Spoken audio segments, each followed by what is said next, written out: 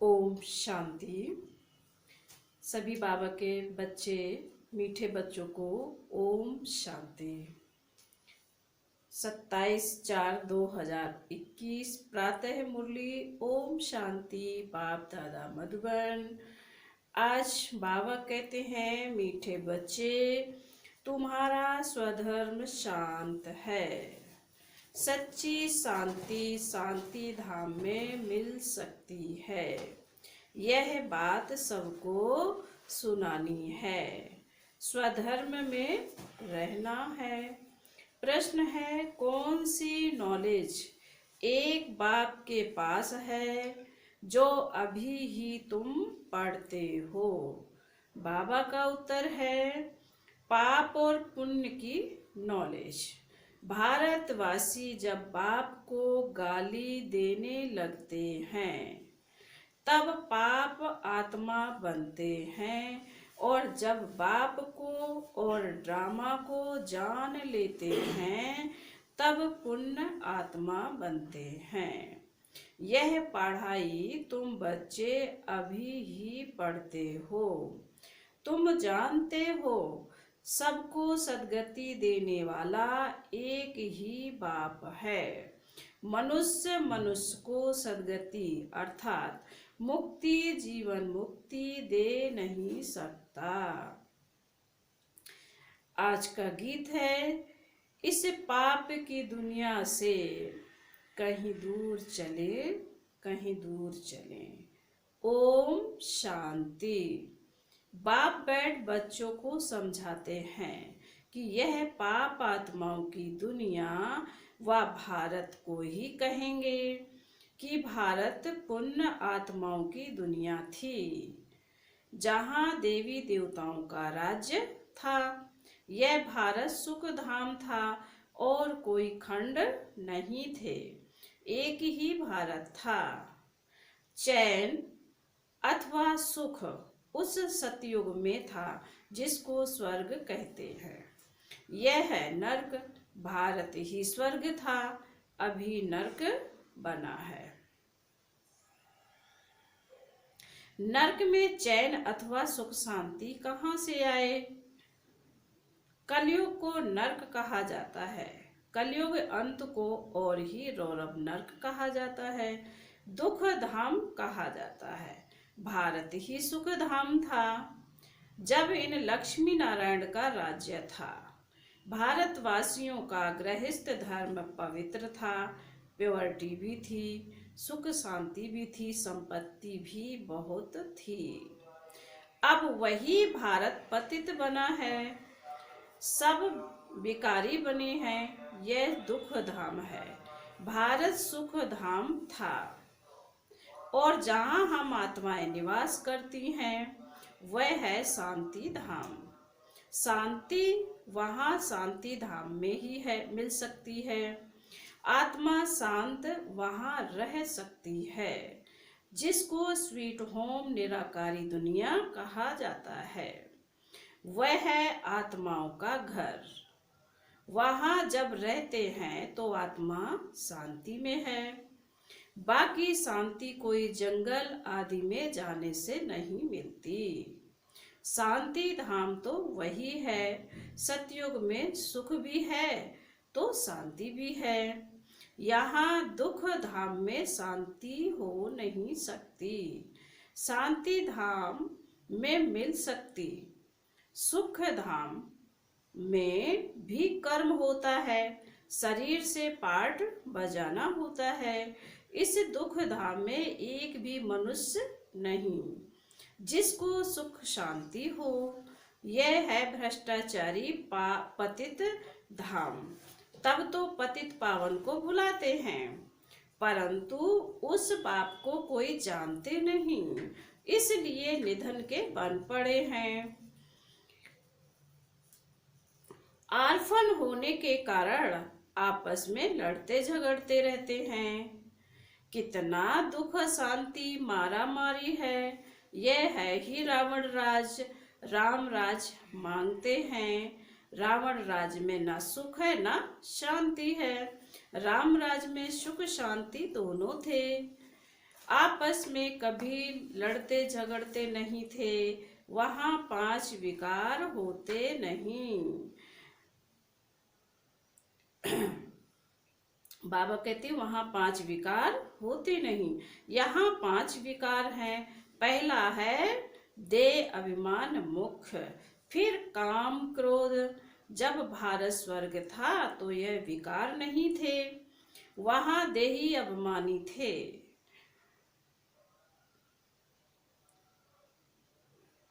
बाबा ने कहा वहां देही अभिमानी थे। अब सब मनुष्य देही अभिमानी हैं, देह अभिमानी हैं।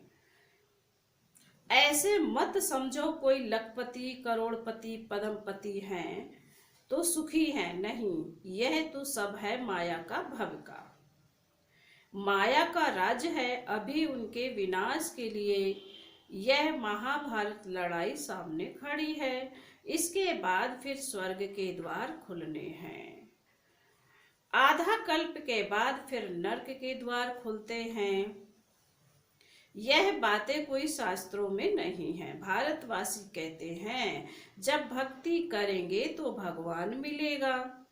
बाबा कहते हैं जब भक्ति करते करते बिल्कुल नीचे आ जाते हो तब मुझे आना पड़ता है स्वर्ग की स्थापना करने, अर्थात भारत को स्वर्ग बनाने।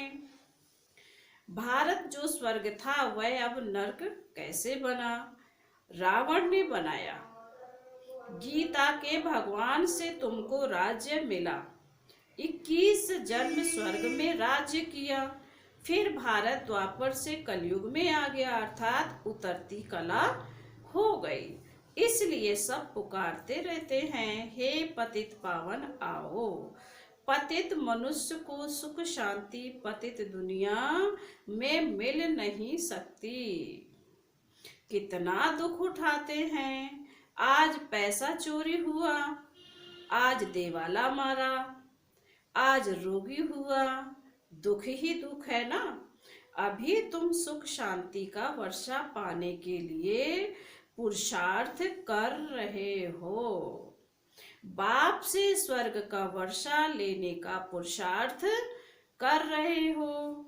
सदा सुखी बनाने वाला एक बाप है, सदा दुखी बनाने वाला एक रावण है।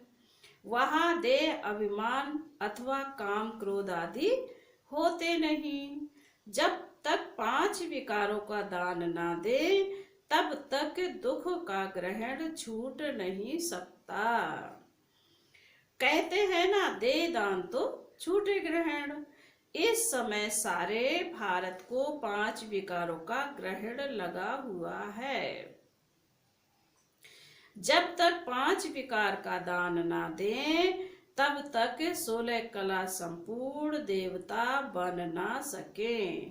बाप सर्व का सदगति दाता है। कहते हैं गुरु बिगर गति नहीं, परंतु गति का भी अर्थ नहीं समझते। मनुष्य की गति सदगति माना मुक्ति, जीवन मुक्ति, सो तो बाप ही दे सकते हैं। इस समय सर्व की सदगति होनी है। दिल्ली को कहते हैं न्यू दिल्ली, पुरानी दिल्ली, परंतु अब न्यू तो है नहीं। बाबा कहते हैं परंतु न्यू तो है नहीं।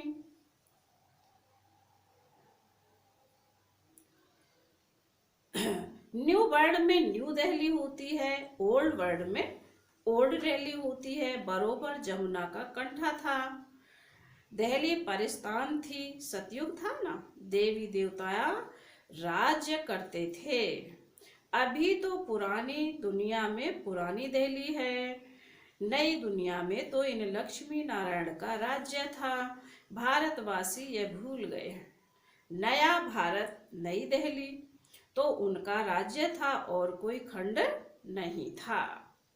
यह कोई भी नहीं जानते। गवर्नमेंट पढ़ती नहीं, गवर्नमेंट पढ़ाती नहीं। जानते हैं कि यह तो अधूरी हिस्ट्री है। जब से इस्लामी बौद्धी आए लक्ष्मी नारायण के राज्य का कोई को पता नहीं। बाबा कहते हैं यह बाप ही बैठ समझाते हैं कि सारी सृष्टि का चक्र कैसे फिरता है।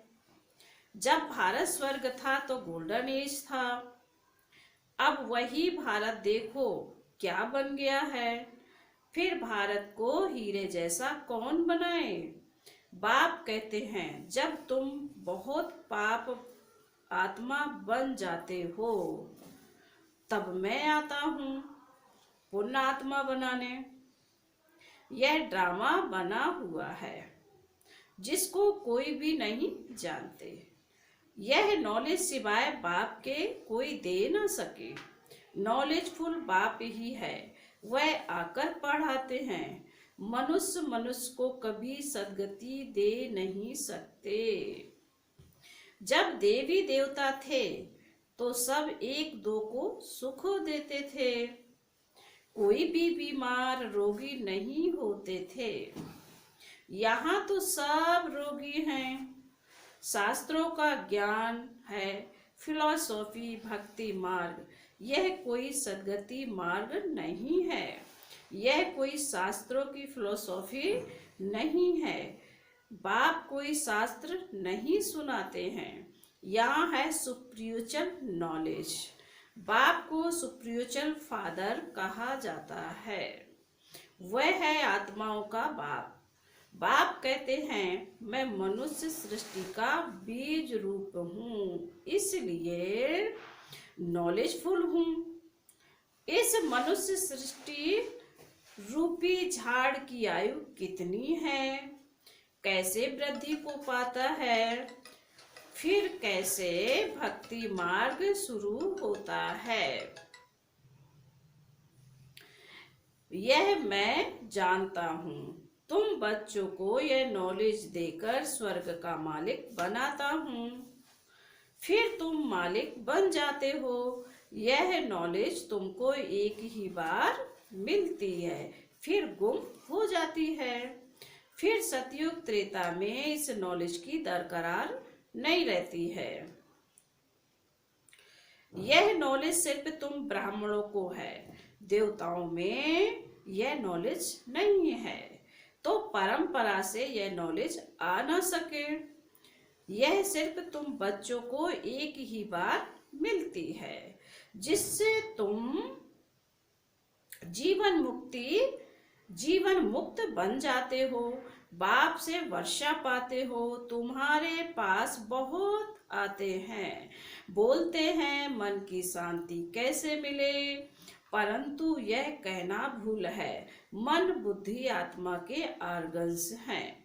जैसे शरीर के आर्गन्स हैं, आत्मा को पत्थर बुद्धि से पारस बुद्धि बाप ही आकर बनाते हैं, जो सतयुग त्रेता तक चलती है।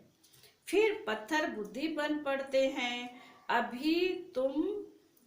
फिर तुम पत्थर बुद्धि से पारस बुद्धि बनते हो। तुम्हारी पारस बुद्धि जो थी उसमें खाद मिलती गई है, अब फिर पारस बुद्धि कैसे हो। बाप कहते हैं हे आत्मा मुझे याद करो। याद की यात्रा से तुम पवित्र बनेंगे और मेरे पास आ जाएंगे। बाकी जो कहते हैं मन की शांति कैसे मिले, उन्हें बताओ कि यहाँ शांति हो कैसे सकती है। यह है ही दुख धाम, क्योंकि विकारों की प्रवेशता है। यह तो बेहद के बाप से ही वर्षा मिल सकता है। फिर रावण का साथ मिलने से पतित बन जाते हो। फिर बाप द्वारा पावन बनने में सेकंड लगता है। अभी तुम आए हो बाप से जीवन मुक्ति का वर्षा लेने। जब बाप जीवन मुक्ति का वर्षा देते हैं और रावण जीवन बंद का श्राप देते हैं, इसलिए दुख ही दुख है। ड्रामा को भी जानना है। दुख धाम में किसको सुख शांति मिल ना सके। शांति तो हम आत्माओं का स्वधर्म है। शांति धाम आत्मा का घर है। आत्मा कहती है हमारा स्वधर्म शांत है। यह शरीर यानी बाजा नहीं बजता। बाबा ने कहा है हमारा स्वधर्म शांत है, यह शरीर बाजा नहीं बजाता हूँ, बैठ जाता हूँ। परंतु कहाँ तक बैठे रहेंगे, कर्म तो करना ही है ना। जब तक मनुष्य ड्रामा को नहीं समझे तब तक दुखी रहते हैं। बाप कहते हैं मैं हूँ गरीब निवाज, यहाँ गरीब ही आएंगे। साहूकारों के लिए तो स्वर्ग यहाँ है, उन्हों की तकदीर में स्वर्ग के सुख है नहीं। बाप कहते हम गरीब निवाज हैं, साहूकारों को गरीब और गरीबों को साहूकार बनाता हूँ। परंतु ऊंच पद गरीब पाते हैं, गरीब साहूकार बन जाते हैं। उन्हें दे अभिमान है ना कि हम धनवान हैं। परंतु बाबा कहते यह धन माल सब मिट्टी में मिल जाना है, विनाश हो जाना है। देही अभिमानी बनने में बहुत मेहनत है। यह सब देह अभिमानी है, अभी तुमको देही अभिमानी बनना है। आत्मा कहती है हमने 84 जन्म पूरे किए, नाटक पूरा होता है, अब वापस जाना है। अभी कलयुग के अंत सतयुग के आदि का संगम है। बाप कहते हैं हर 5000 वर्ष बाद मैं आता हूँ, भारत को फिर से हीरा जैसा बनाना। यह हिस्ट्री ज्योग्राफी बाप ही बता सकते हैं। अच्छा, फिर बाबा बोले मीठे मीठे सिकीले दे बच्चों प्रति माता पिता बाप दादा का याद प्यार और गुड मॉर्निंग। रूहानी बाप की रूहानी बच्चों को नमस्ते। धारणा के लिए मुख्य कहा है बाबा ने, बाप से जीवन मुक्ति का वर्षा लेने के लिए पावन जरूर बनना है। ड्रामा की नॉलेज को बुद्धि में रख दुख धाम में रहते भी दुखों से मुक्त होना है। नंबर 2, धन माल व साहूकारी का नशा छोड़ देही अभिमानी रहने का पुरुषार्थ करना है। फिर आज का वरदान है। आज बाबा ने वरदान में कहा है महान और मेहमान, महान और मेहमान। इन 2 स्मृतियों द्वारा सर्व आकर्षणों से मुक्त बनने वाले उपराम व साक्षी भाव। वरदान का स्पष्टीकरण है उपराम व साक्षीपन की अवस्था बनाने के लिए 2 बातें ध्यान पर रहें। एक तो मैं आत्मा महान आत्मा हूँ, दूसरा मैं आत्मा इस पुरानी सृष्टि में व इस पुराने शरीर में मेहमान हूँ। इस स्मृति में रहने से स्वतः और सहज ही सर्व कमजोरियां व लगाव की आकर्षण समाप्त हो जाएगी। महान समझने से जो साधारण कर्म व संकल्प संस्कारों के बस चलते हैं वह परिवर्तित हो जाएंगे। महान और मेहमान समझकर चलने से महिमा योग भी बन जाएंगे। आज का स्लोगन है सर्व की शुभ भावना और सहयोग की बूंद से बड़ा कार्य भी सहज हो जाता है। ओम शांति।